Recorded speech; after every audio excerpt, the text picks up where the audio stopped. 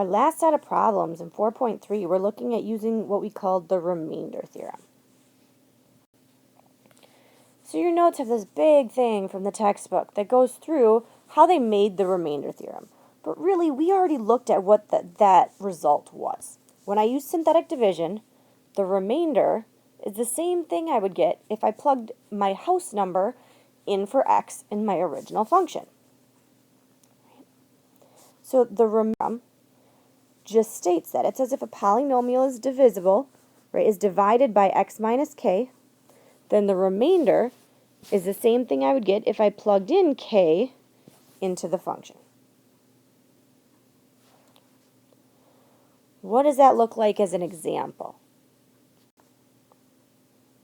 In example 4, it says use synthetic division to evaluate f of x equals 5x cubed minus x squared plus 13x plus 29 when x equals negative 4. So my final answer is going to say f of negative 4 equals something. My function at negative 4. So when I plug in negative 4 for x, what does my function equal?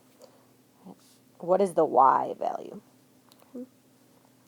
To figure that out,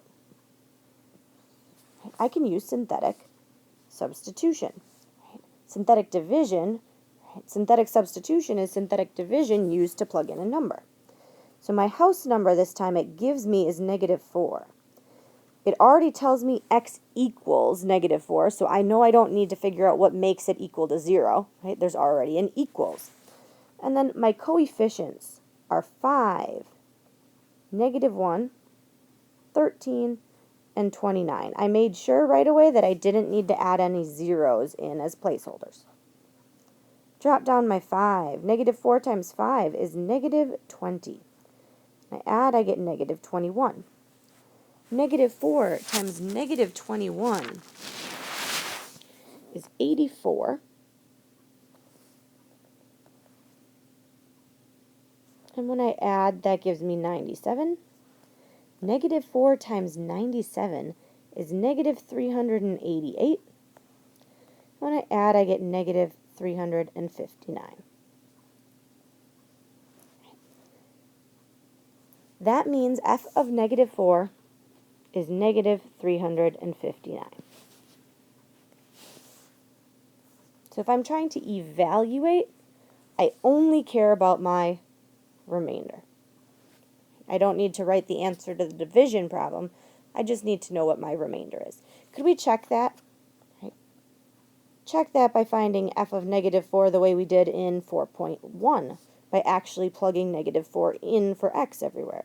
Negative 4 cubed minus negative 4 squared plus 13 times negative 4 plus 29. When I type that in my calculator, does it equal negative 359? Right, it does.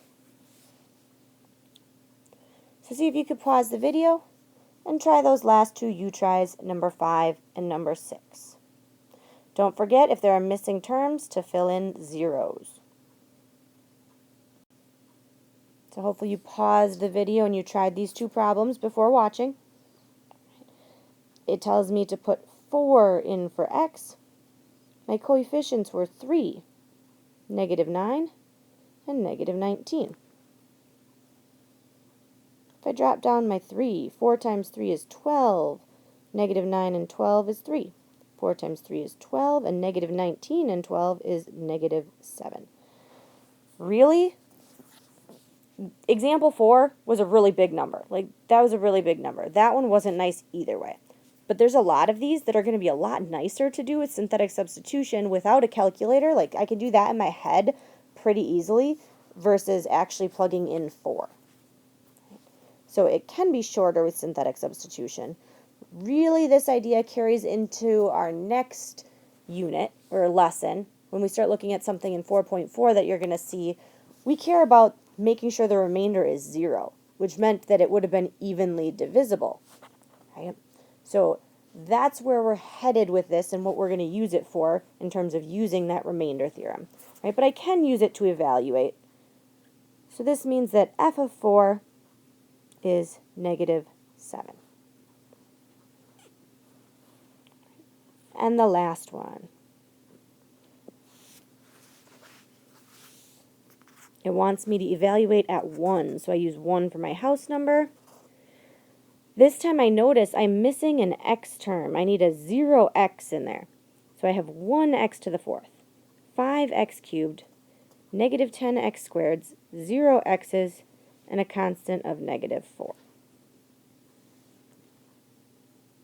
Drop down my 1. 1 times 1 is 1, and then I add and I get 6. 1 times 6 is 6.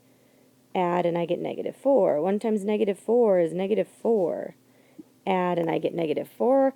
1 times negative 4 is negative 4, and I add them up to get negative 8. This time, again, all I care about is that remainder, and I can write that my function evaluated at 1 gives me an answer of negative 8. So that is our remainder theorem. So going ahead, seeing if you could try some of those practice problems and letting me know if you're struggling, shoot me an email, right, get a hold of me, and we can make sure you get some help.